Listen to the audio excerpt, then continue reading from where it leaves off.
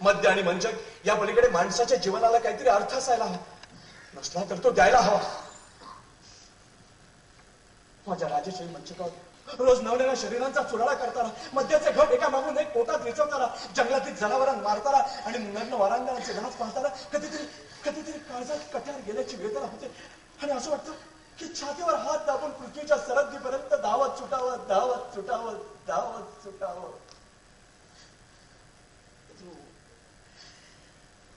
अजून मनाचा दगड होत नाहीये, अजून मनाचा दगड होत नाहीये. माझी खात्री आहे तो जरूर होईल तो. पण हे विचार नकोत मला आता, मला हे विचार नकोत. शोभा, माझ्यासाठी एखादं गाणं म्हणशील? हो म्हणेन ना. पण शोभा, आपल्या लाल केशरी तीव्र स्वरांनी माझ्या चहू बाजूला अभेद्य अशी भिंत उभारून मला कोंदटून टाकणार. यातनांनी भरलेली माझी जाणीव थोडा वेळ का होईना नष्ट करून मला स्वरमय बनवणार. जीवनाच्या खातेऱ्यात स्वरांचं सौंदर्य मिळणारं असं संगीत हवंय मला. क्षमा, मला संगीत हवंय. आपण म्हणता तसं सामर्थ्य माझ्या घेतात नाही, पण तरीही म्हणते मी.